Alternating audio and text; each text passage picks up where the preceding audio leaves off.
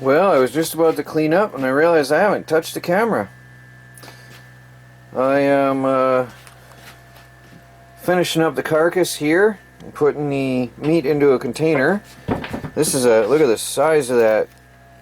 Look at the size of that one piece. Nice, huh? That's a back strap right there. So, this is all the rest of that deer. That's a back strap I cut in half. And I'm going to put it in the freezer for the night. And then tomorrow, I will make this into jerky. I have to clean all the bowls and stuff. Now here's some pieces. There's a lot of rib meat and belly meat I pulled off here, and I'm going to have to fillet some of this. I think this will be okay, but I'm going to have to peel off the fatty tendon and tissue part off of there. See, here's some thin strips of meat that has a lot of fatty tissue and tendons on it. So I'm going to get my fish fillet knife tomorrow and work with that. So we'll make that. Look at that piece. There's a nice slab of meat. That came off the ribs. Nice slab of meat off the ribs there.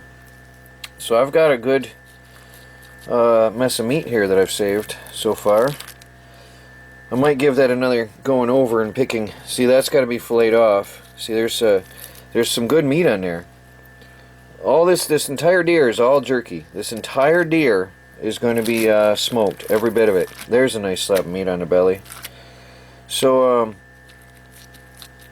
it'll all be preserved for long-term storage. Every piece of this deer. Everything I can strip off. The other deer went in the freezer and is for eating and cooking and stewing and burgers, and I've had some nice burgers. And this one is all for jerky. So I'm going to put the camera aside and wrap it up. So I'll talk to you all later. Morning, everybody. Troy from the Do-It-Yourself World and the Off-Grid Project. A very wet and rainy day. My 275-gallon tank has topped off. It means I've been using some water, so it means I got about 60, maybe 60 gallons in the night already. And it's only 9 o'clock in the morning. I just finished talking to Melanie, and I just switched over the rain gutters to my secondary storage tank, the big 40-gallon gray tank. And when that's filled, I will reroute the water over to the blue 40-gallon, I thought it was 50, but I think it's a 40-gallon blue container. And when that's filled, then I'm done. So that's all I got for now. Anyway, raining out good. I'm filling up my tanks. So that's definitely a positive side effect. The jerky is in the smoker yet. I stoked up the fire. I went and got real wood charcoal last night, and I filled it up before calling it a night out there. And I think, well, now that it's 92% humidity, it's going to be absorbing moisture again.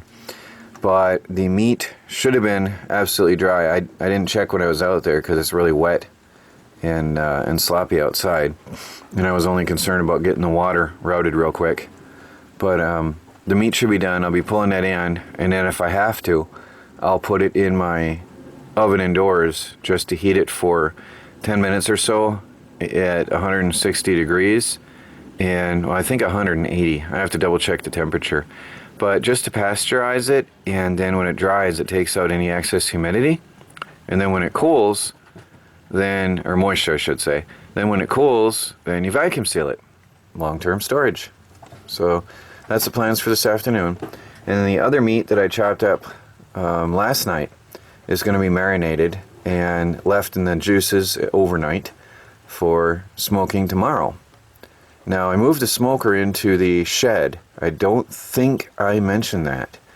The barbecue grill went under the overhang of the truck camper, and the big smoker went into my new shed, and it's very nice to have such a place.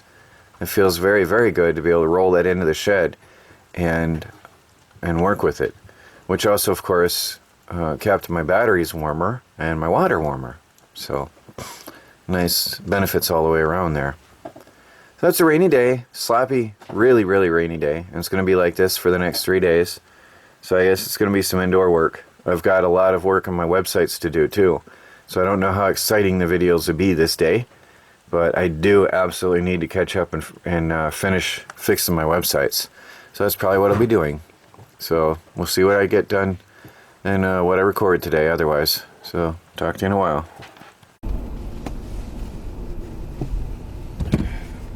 Morning everybody. Wheeling and dealing today.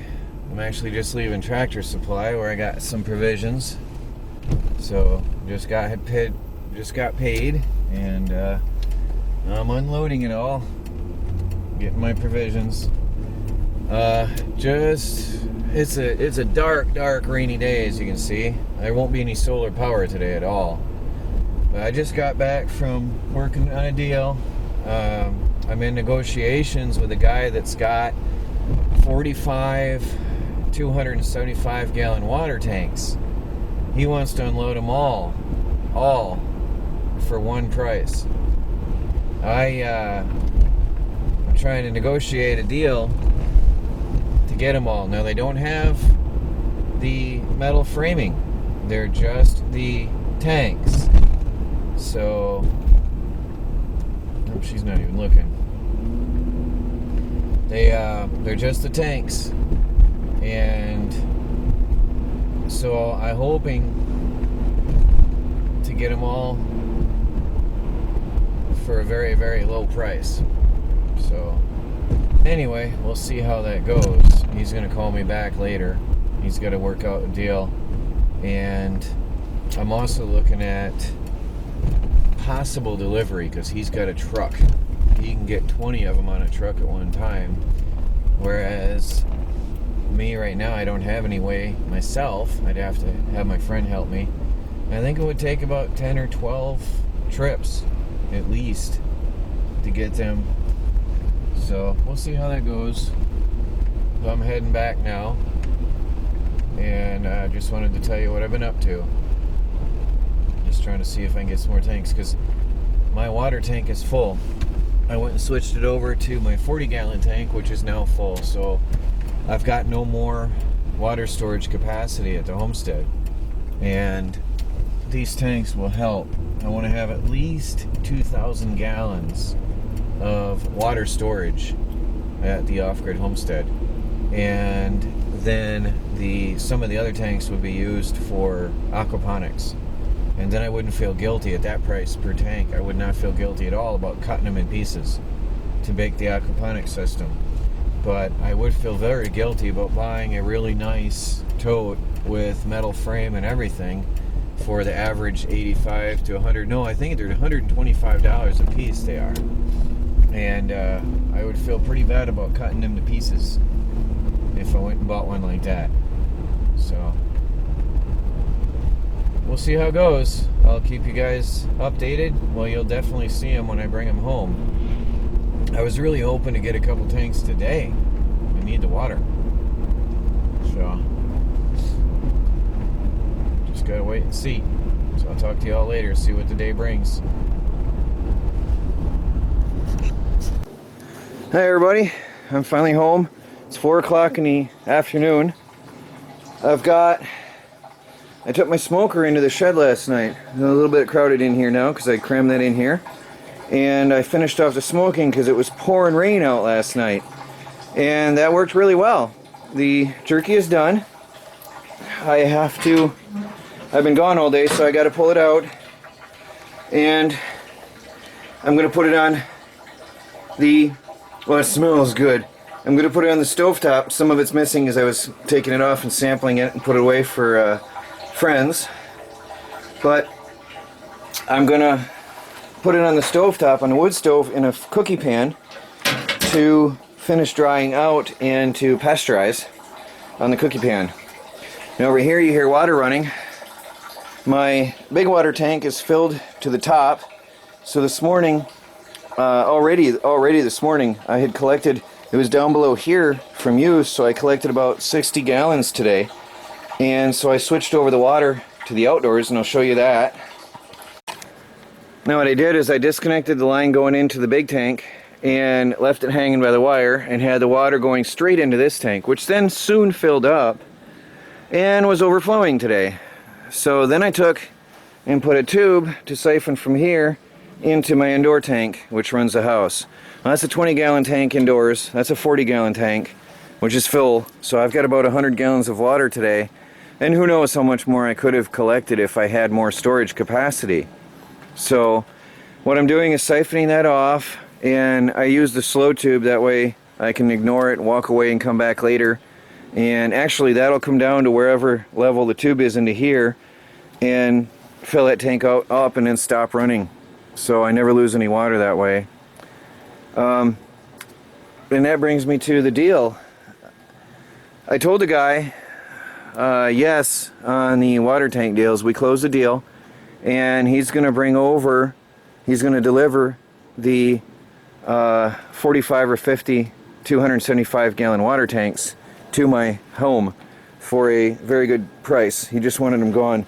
They got paid basically to remove them from a property, and they want them gone from their property, but they don't want to give them away, so a little bit of money changes hands, and I get some tanks and they get them gone.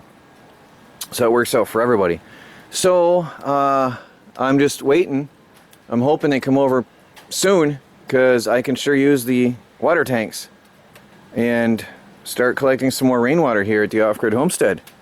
That'll be really good to have. I want to have 2,000 gallons of water out here behind the tiny house, and then have tanks for aquaponics, and then anything else I can sell off on Craigslist with time.